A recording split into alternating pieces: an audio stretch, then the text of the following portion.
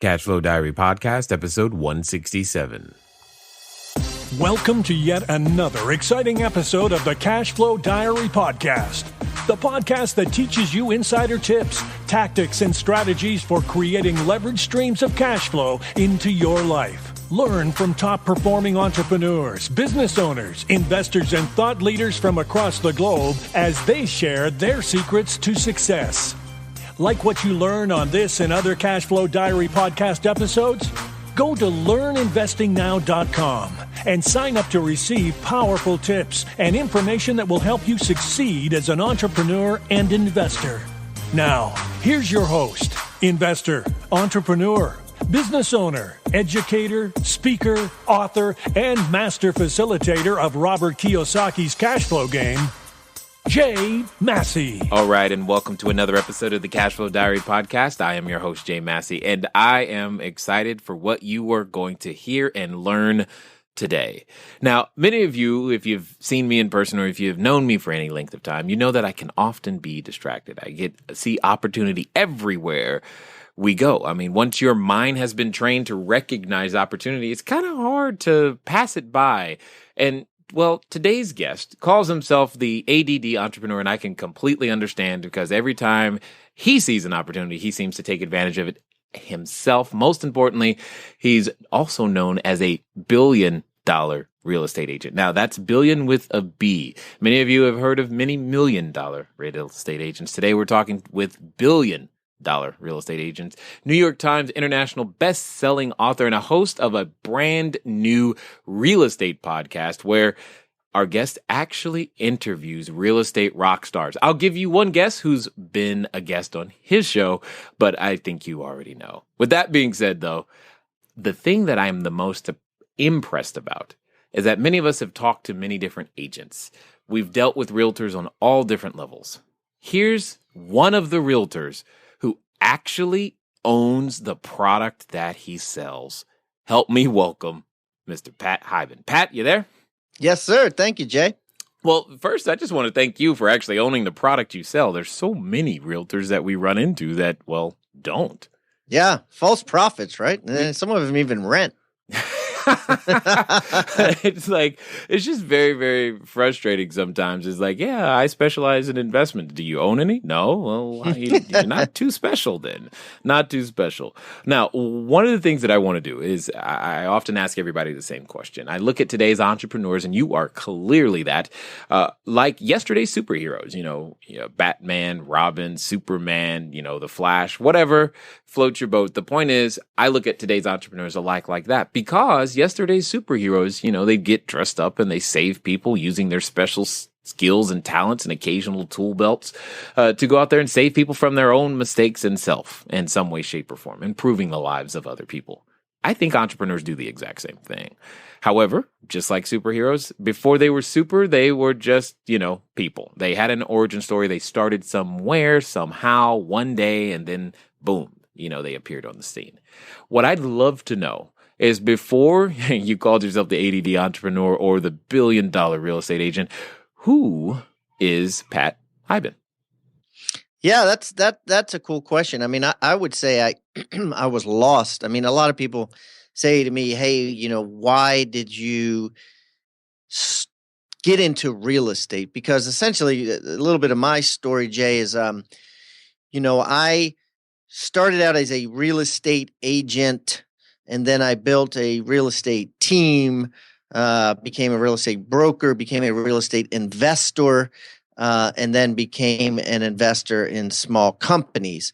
And currently I own 14 different companies and about, 30 some other lines of what I call horizontal income, which is instead of having one thing, like one job where you get 5% raise every year, that would be a vertical income source. I have horizontal sources. I currently have 48 horizontal sources. So how did I start out from being a real estate agent to someone with 48 lines of horizontal income? I would say not by design. Certainly, I got out of college. I had a degree in sociology. I got a 2.6 from a small college, Nice. local Frostburg State College in Western Maryland, and I was going to be a probation officer, and then they kind of told me, we're not hiring right now. You got to wait about a year and a half to be a probation officer. And so I tried to get a couple of sales jobs. They all thought that I looked too young, that I didn't have, my competition was too fierce, with a sociology degree from a small college and a 2.6 GPA. I just couldn't get a job. I went into what had the least barrier to entry, which was get a real estate license, and you only get paid if you sell something. And that's how I ended up there, to be honest with you. It was not any great conscious effort by any means. Well, I think it's funny. You said least barrier to entry. It's almost like, well, I can do this. They're not going to say no here. So yeah, right. Let me do that. I think that's absolutely amazing. I mean, and that's oftentimes what I've heard a lot of people is like very few people. I know for myself, I didn't wake up one day and say, hey, I can't wait to be a real estate investor. That's not, that was not the path. I thought it was going to be something completely different.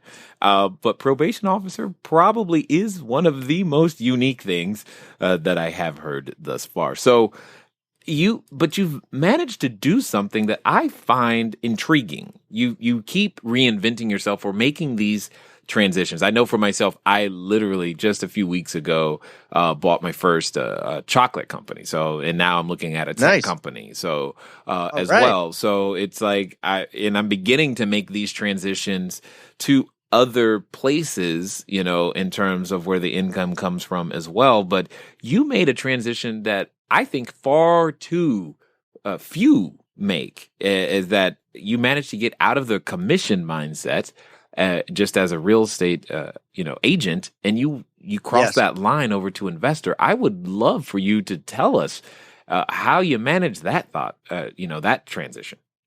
Yeah, well, let me answer it exactly. I don't think that I could have become an investor in small companies successfully if I didn't have the investments in real estate first, because what the investments in real estate allowed me to do was quit my job as a real estate agent. And, if I was still, I saved money as a real estate agent better than most.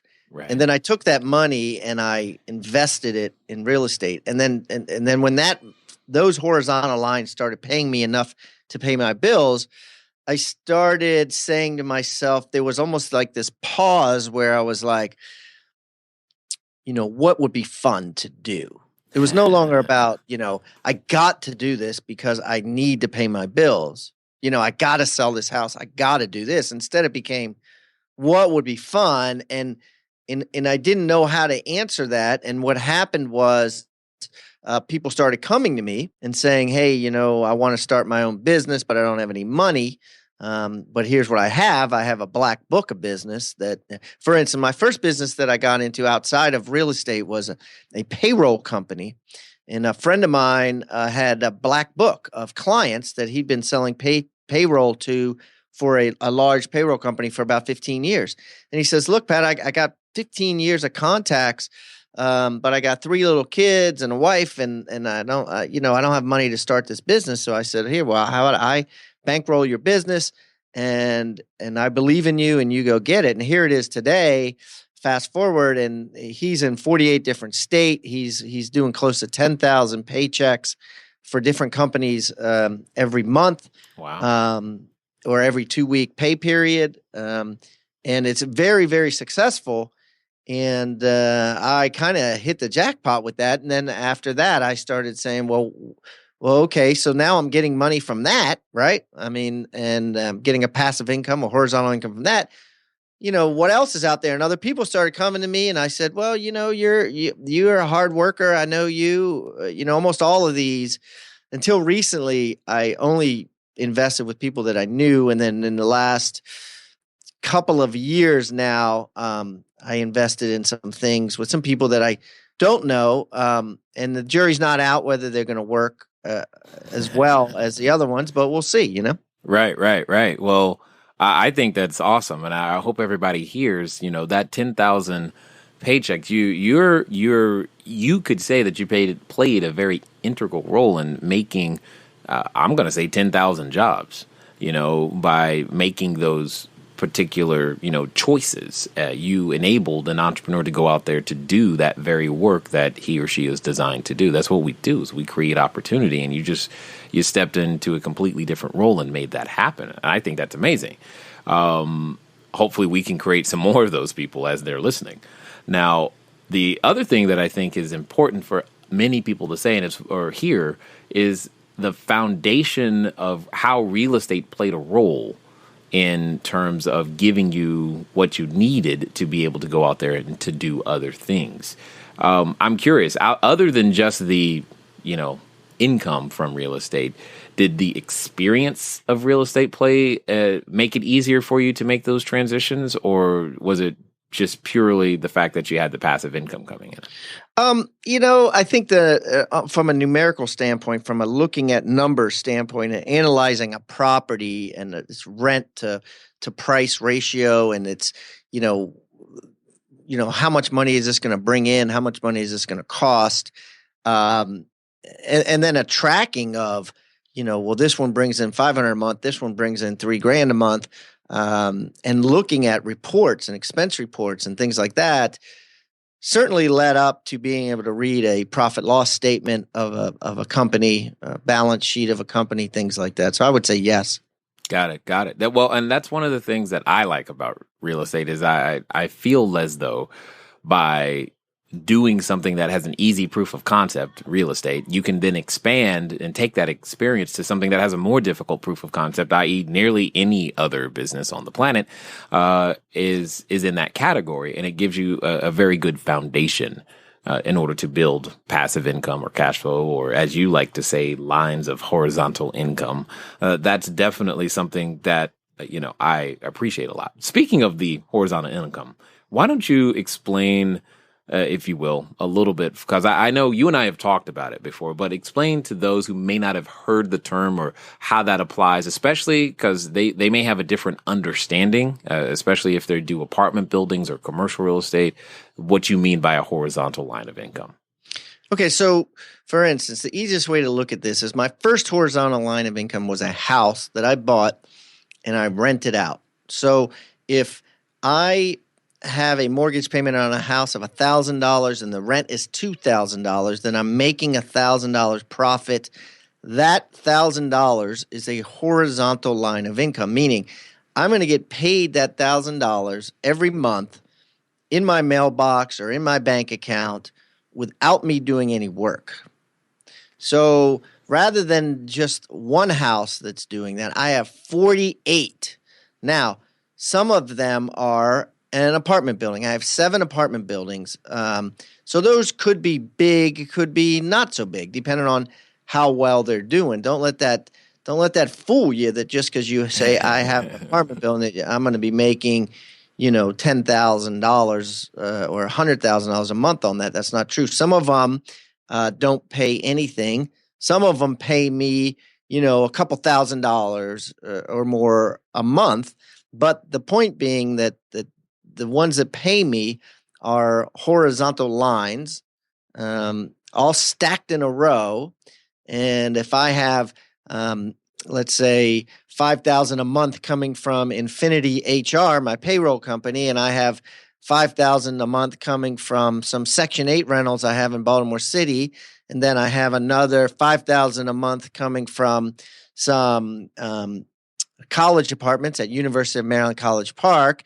And then if I have, let's say, 500 coming from my book sales, 6 Steps to 7 Figures, and then I have, say, 400 coming from, our Ricky Williams licensing company, and then another, 400 a month coming from Greenuit Green Energy Company. All these stacked are just stacks of horizontal things that pay me money every month. Does that make sense? Oh, it makes perfect sense. I'm just curious as to why you call it horizontal. Is this because you can earn the income while laying down? No, it's it grows horizontally. So the way I make it grow is I just add on these horizontal lines on top of each other. You got to imagine like a piece of line paper, right? Right. And every house that you buy is a new line. Right. So you're growing it. These are horizontal lines. If you have a vertical line, it's like you only have one line, and every year it goes up 5% because you get a 5% raise. On a horizontal line, I'm not necessarily expecting that house to pay me any more. I'm expecting me to add another one and another one and another one. So I grow it horizontally. I started out with one, and now I have 48. Yeah, totally understood. Totally understood. Although I like my definition better because I like that too. So, yeah, I answer your question. Yes. yeah.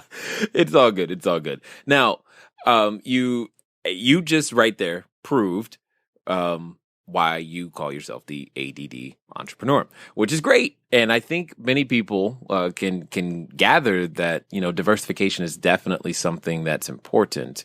But talk to us a little bit about how you get that first one done. I get that question all the time. I'm especially as an investor, sometimes, occasionally, I tend to work with, realtors. How do I, as that investor, get that first deal done? But more importantly, especially when we move over to the commercial arena, when I'm out there, how do I get that relationship and make sure that we have the best possible relationship between the investor and the realtor or realtors occasionally that are involved to make everything work?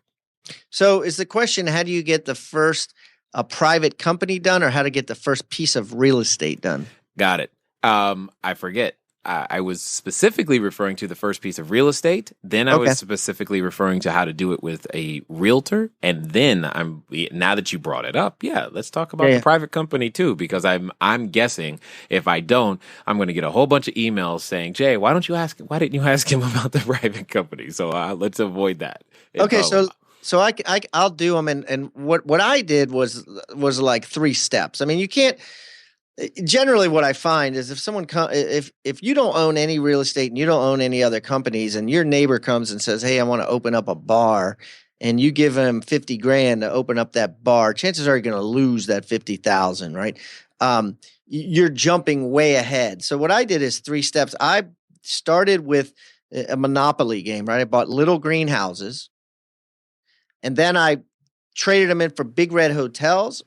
And then I did Kiyosaki's cash flow game, where you kind of keep or trade in the red hotels, and then you go to small private company deals, right? So 1, 2, 3, just like that. So I'll start it out with 1. How do you get the little green house?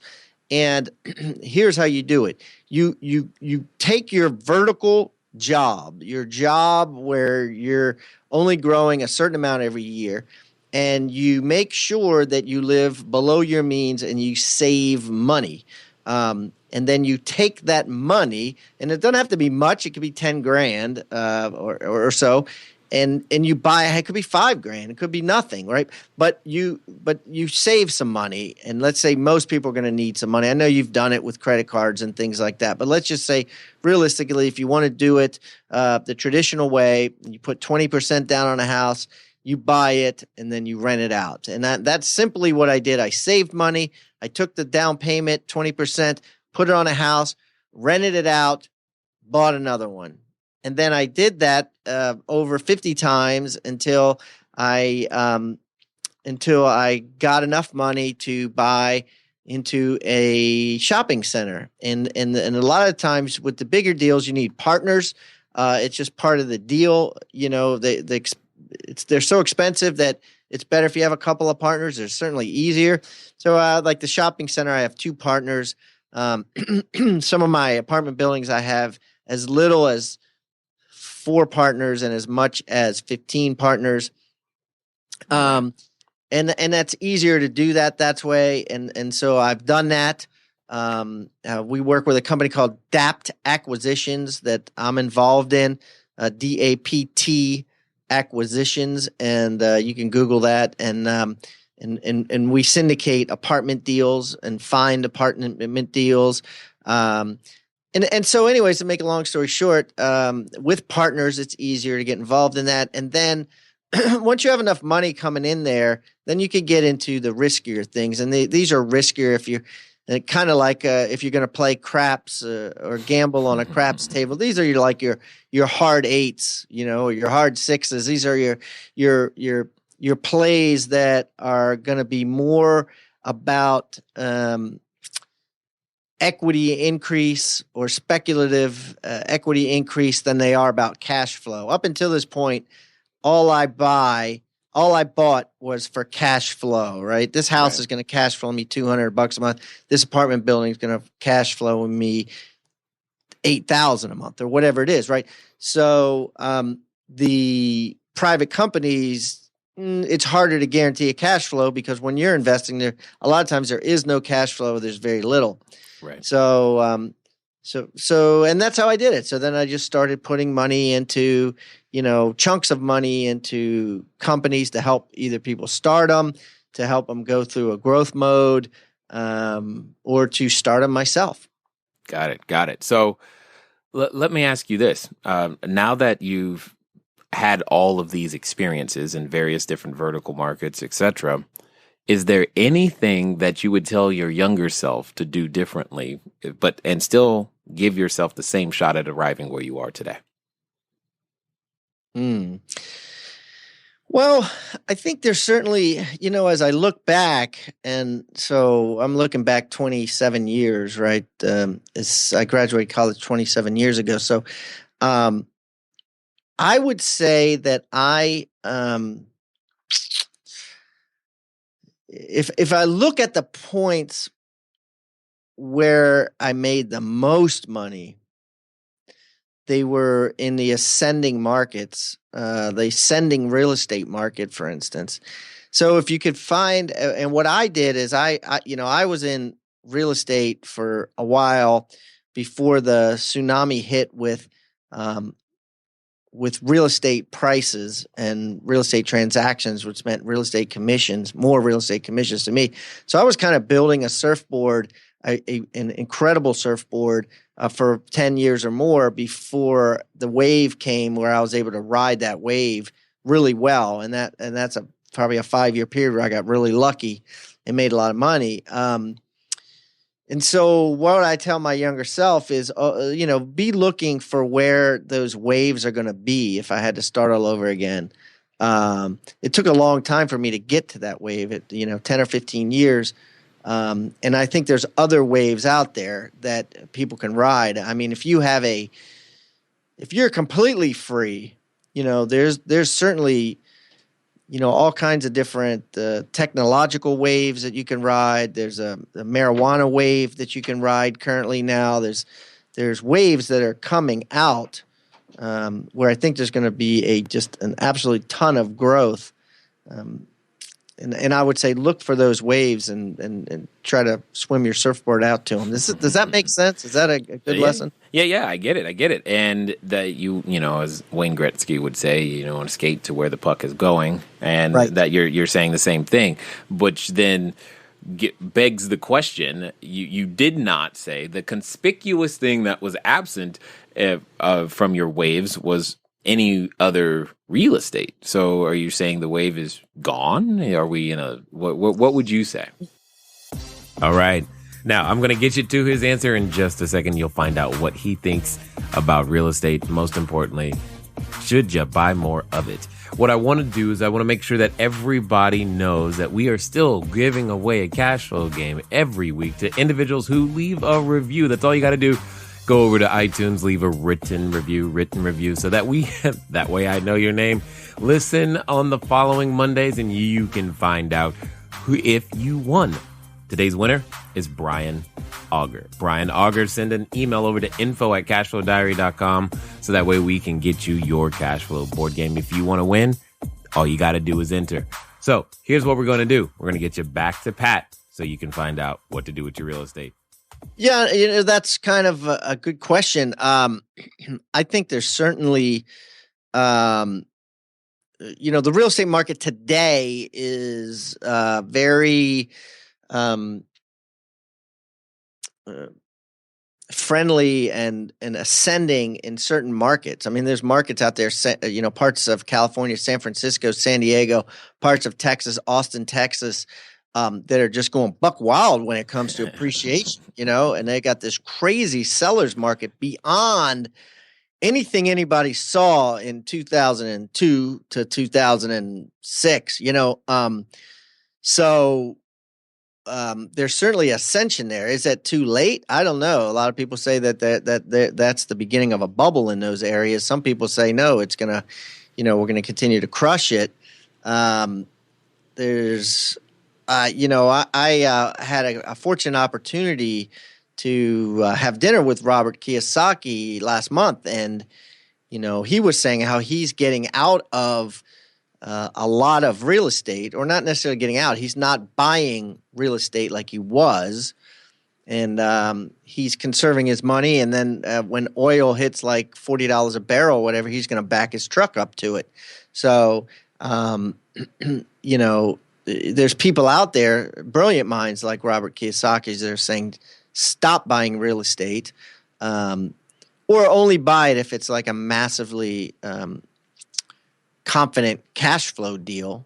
I'm buying some things now with Section 8 rentals that I'm pretty confident that the government is going to continue to pay my rent for a long time with these. I don't think they're going to all of a sudden rip out the entire Section 8 program. So I'm doing that more than I have been in the past.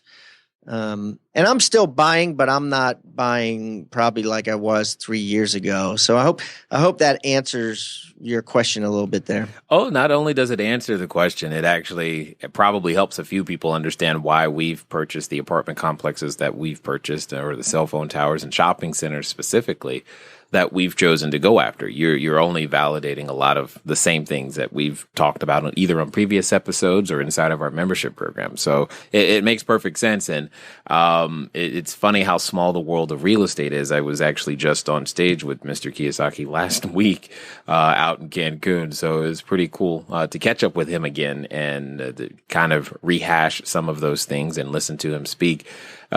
Since we're having this conversation, the concepts of, inflation, et cetera, are these things that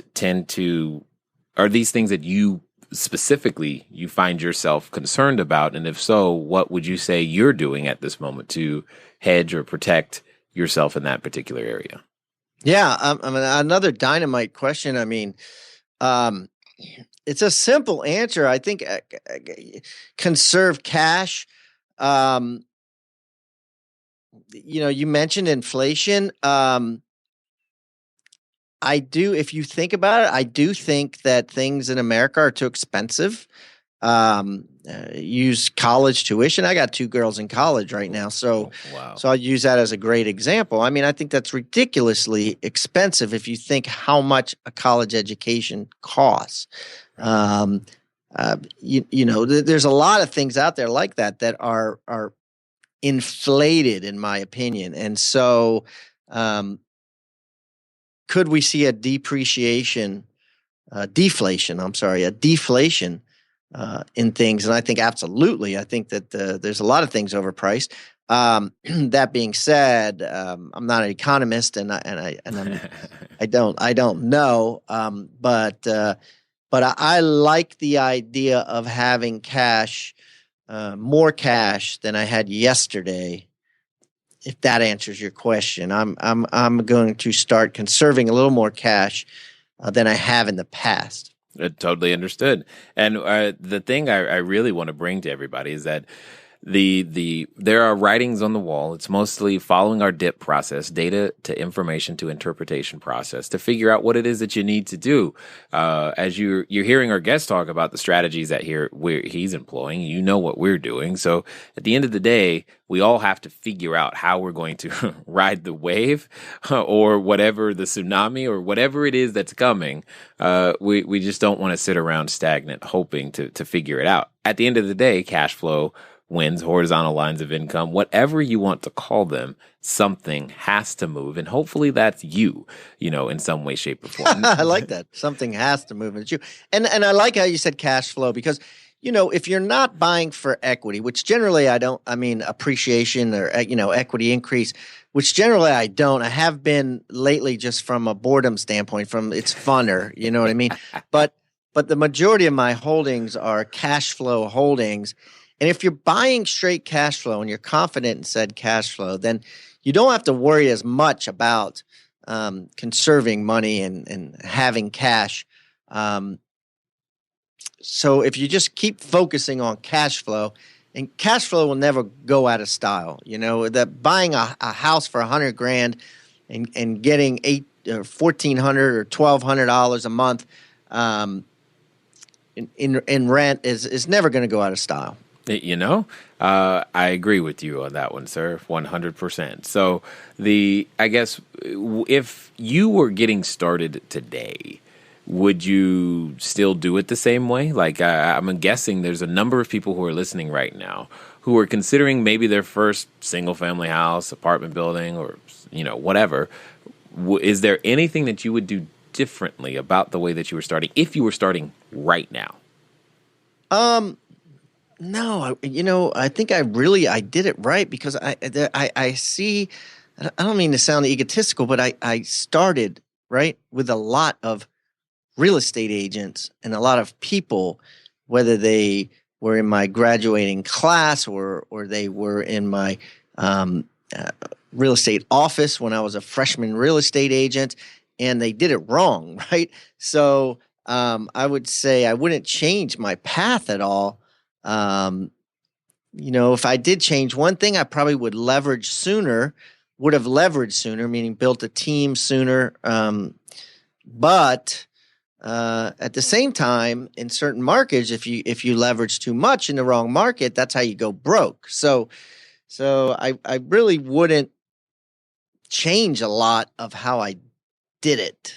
To be honest, there's certainly deals that I look back on and said that one was a disaster. I should have never invested in that. I wish I had never bought that, or I wish I had never sold that. There's certainly deals, but it's like I tell my wife, you really will never know whether this was a smart decision until you're about 92 years old and you're sitting on the front porch of your mobile home and you're looking out there and you're like, you know what? I should have never done that deal, or I should have never sold that deal. Because if you look at it as a year ago or even 5 years ago, you don't know what's coming tomorrow or in 5 years. And you may eventually look at something now that's a disaster and say, I'm glad that happened because it was because of that I did this, or it's because of that loss that I never bought something like that again, Right. Well, yeah, and you're bringing up a great thing, and I think it's important for anyone considering getting their first investment or raising their first bit of capital or anything of that nature is I find too many people, especially as their first one, they're trying to get it perfect from the beginning. So I'm guessing that there are, because I know for myself, for my first transaction, I'm glad that the first one got done, but definitely knowing what I know today, would I have done it differently? Yes, I find that to be true for most people, is that first transaction or maybe even the first few, you're like, knowing what I know today, I would have done them differently. Do you find that to be true for yourself? Yeah, certainly. I mean, I automatically go by, back through everything in life and say, how would I have done that differently? But they're always like little nitpicky things. The big things, I just say that was a lesson. And was it, some of these lessons might be $100,000 lesson. I don't know if that $100,000 lesson was valuable or not until I'm about to die, because that $100,000, like I got a good friend, David Osborne, who lost $1 million in like 9 months on an English Spanish language school, right? He put $1 million into this gig where he was going to teach people coming from Mexico to Texas English, and it just went under, and he framed the check or a check for $1 million, and like his business permit for the business and framed it in his house. And I'm like, why did you do that? And you know what I mean? You're looking at a failure right in the face every day. And he's like, no, well, that failure has probably earned me $5 million is because I never did anything that never put that much money into something ever again that I had, that little control and that little knowledge about. You know what I mean? He didn't even speak Spanish himself. Right.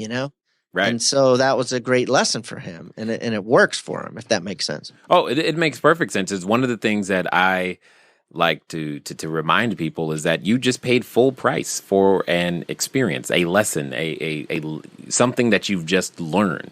You know, even if it doesn't go, especially when it doesn't go the way that you expected, you just paid full price for it. And I'm like, how dare you not turn around and offer that lesson to someone else at a significant discount? Even if all you did was write an ebook, how I lost $1 million, and so it read this so you don't. If that's the right. If that's all you do, then great. You might actually be able to get your $1 million back by just offering that ebook.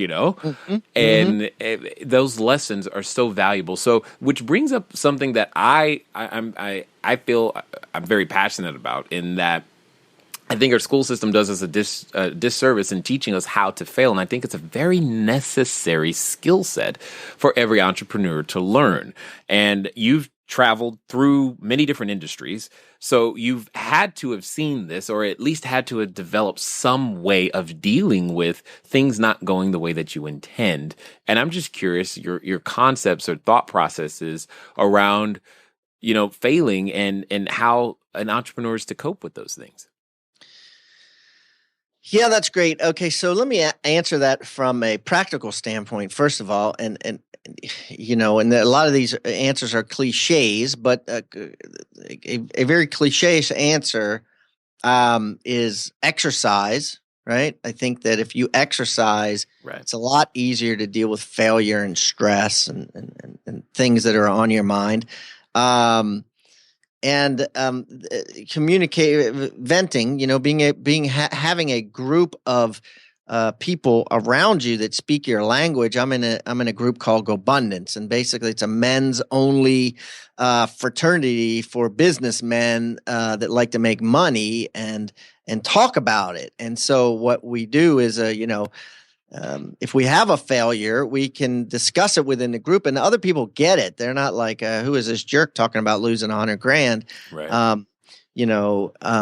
So you need to have people that you can have authentic relationships with, that you can communicate your failure, and that they could tell you, hey, don't worry about it. This happened to me.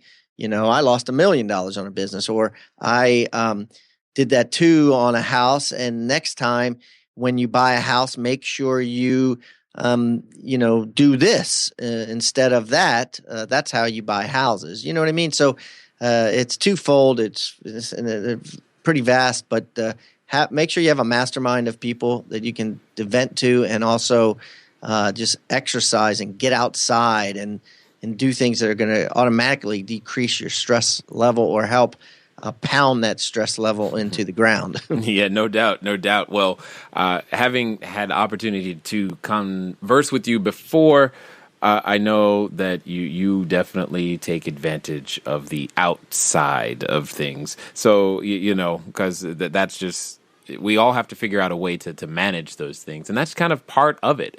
Is there any successful entrepreneur that you've ever run into who's not experienced a failure event? No. I mean, a failure is part of the process. The only people that haven't, it's like that old saying. It says you'll automatically miss 100% of the shots you don't take. Right. So the only way you're not going to fail is to not try. If you try, you're going to fail. It's just part of the process, right? Well, I'm thinking people were probably very excited to listen to you until you said that right there. Hey, it's just part of the deal, but you can't get caught up on a word. It I doesn't grew. mean anything. It's like, hey, yeah. I mean, when I got into real estate, of course, I failed right away. People said, no, I don't want to buy your kid. Right. And I mean, just failed all day long. But eventually, you succeed. Provided you don't quit. But yes. Yes, yes, bingo, right there. Provided you don't quit. And that's the thing that I see a lot of people trying to avoid failure. They're trying to get it right the first time, and I just don't think that that's possible. And again, unfortunately, with the way the educational system is structured, it enhances it says you got to get it right. You got to get it right the first time, and you got to get it right the first time alone without any help, because that's called cheating, and that becomes a challenge to do. So if you had to pinpoint a number of pivotal moments that have allowed you to be able to experience the success that you've seen, is there any one, two, or three things? Like, if you had to say, this is Pat Hiban's top three things to guarantee success, they would be. Well, I'll give you six. These are the six that I line up in 6 Steps to 7 Figures, my book. Excellent. So in 6 Steps to 7 Figures, I say, step one is, and without going into the chapters, a lot of these are going to sound cliche-ish, but I'm gonna roll through them real quick. The first step is set goals and turn them into affirmations. Make them as if they're happening now. I did this since about 1990, and I still do it today. I listen to my affirmations on my telephone today that reviewed my goals for me. Step two is to track, which is to track your, anything. Let's say you're losing weight and you want to lose weight. If you get on the scale every day, you're going to lose weight a lot faster than if you never get on the scale. So you track. And then step three is mentors and masterminds. Find people that you can learn from. If you read Napoleon Hill's book, Think and Grow Rich, he says if he had to boil he was asked in an interview once, he said, if you had to boil down that book into one thing as to why people don't succeed, one thing, what would it be? And he said, I can't give you one, but I can give you two.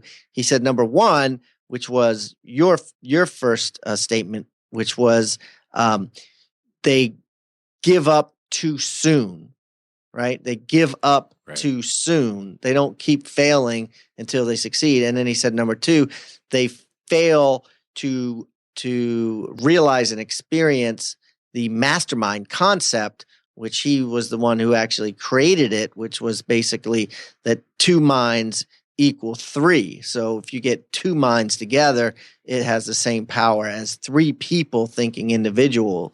You know what I mean? And so, so they fail in that mastermind concept. So that's my step 3, which is get involved in a mastermind. Step 4 is to act.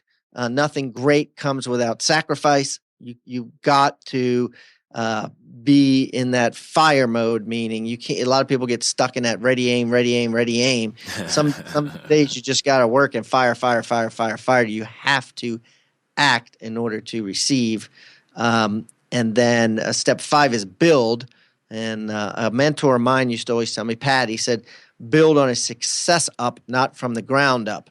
Meaning find something that you succeeded at and then build from that. In the language of real estate, it would be if you sold a house in a neighborhood, stay in that neighborhood and go around saying, hey, I sold that house down the street.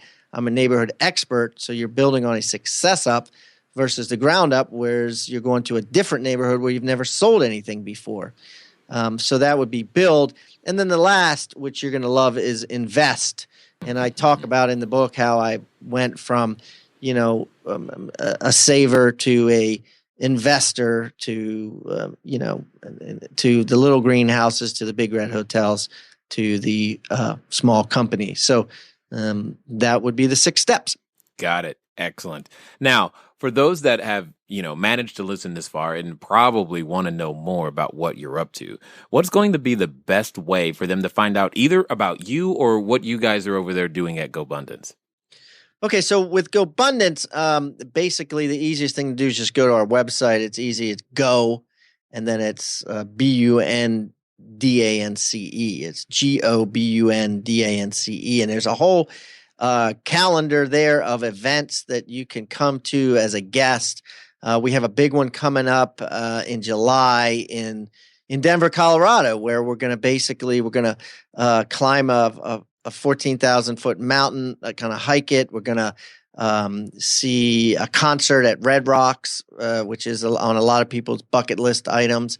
We're going to go to a Colorado Rockies game. We got a box suite there that fits a bunch of people, and then we're going to mastermind and talk about money and health and relationships and everything.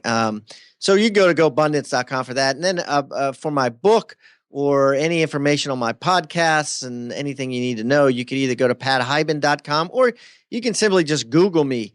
I'm all over the place. I'm on LinkedIn. I'm on Twitter. I'm on Instagram. I'm on Facebook. Just type in my name, Pat Hiban, and you'll find me right away. Excellent. Now, as we depart here, I have this one final question, because you began to hint at it, and if anything, I'm pretty good at the exact opposite. I'm a fire, aim, fire, ready kind of guy. But for those who might find themselves going, I would like to get started, and one day it would be nice if I could only, or maybe they've made it so far as to, at least they're listening to the podcast now and they're making some strides towards, either getting that first property, starting that first business, or, figuring out how to raise their first $100,000 so that they can actually, get something off the ground, but they're still kind of stuck. What would you say to that person? I don't know what the reason is, but it's probably that they don't have. Well, let me answer that. That's going to reach more people. There's a new book coming out. You've heard of the Napoleon Hill book, Think and Grow Rich, right? Yeah, of course. Well, his deceased wife has given permission to put out a new book, and it's called Don't Think and Grow Rich. Okay. And I'm just kidding, but my point is that's the problem, is they think, and they never, you know what I mean? So Don't Think and Grow Rich is how you do it. And the same thing, people ask me all the time, well, what do the numbers got to look like, and da-da-da-da. And I'm like, here's your homework assignment. Don't worry about it on your first house. Just don't think and grow rich. Just buy the house. Just buy something if it's close to the numbers. Get that under your belt. Learn it. And then on the second house, then nitpick the heck and make sure the numbers work, emphatically. But so many people are afraid to just buy that first house. I mean, if you're buying it for $100,000 and the rent is $900 or $800 a month, just do it. But in the next one, I want you to make sure it's $1,200 or $1,500, for $100,000 house. So just get past that first one, and once your mind has been expanded to owning that first one, and I'm sure you can agree with this because this is kind of how you did. Once you own that first one, it was so easy to buy the next one. It's kind of like they say the first million's the easiest, right? I mean, the first million's the hardest, and that's true. Doing that, building that first $1 million is the hardest. And then after that, everything becomes easier. And I think it's because your brain is expanded to just firing without so much ready aim. Indeed. And yeah, I can only agree with what you just said, because I can remember getting that first one took a while. The next 11 were 3 weeks later. So I got one done and then 11 more 3 weeks later. I'm like, whee, here we go. So there you go. I totally understood. Well, I do want to say thank you very much for taking the time out of your schedule, for hopping off the mountain or the hiking trail or whatever it is that you were doing, jumping out of helicopters today. I know you like that kind of stuff. But I definitely appreciate you taking time from that so that you can invest here with the CashFlow Diary audience. My pleasure, Jay. This was really fun. I really appreciate you getting me on the show and having me here. And I hope someday we'll be able to meet face to face and break some bread together. I have a feeling that could happen. All right, ladies and gentlemen, you know what time it is. It's time for you to move at the speed of instruction. So what does that mean today? It means, hey, for some of you, you know that you need a network of the people who think like you, be like you, walk and talk like you. So GoBundance is the direction that you need to be headed. Others of you, you know, you're like, hey, 6 steps to 7 figures. That sounds kind of cool. So go over to pathiban.com, make that happen, and begin your journey. Take some action. You got 24 to 48 hours to move on the intent that you just felt like you know you needed to do it. You heard it in the back of your head. Now all you got to do is submit to it and make it happen. It's been fun talking to you guys today. I look forward to talking to you soon. Until next time.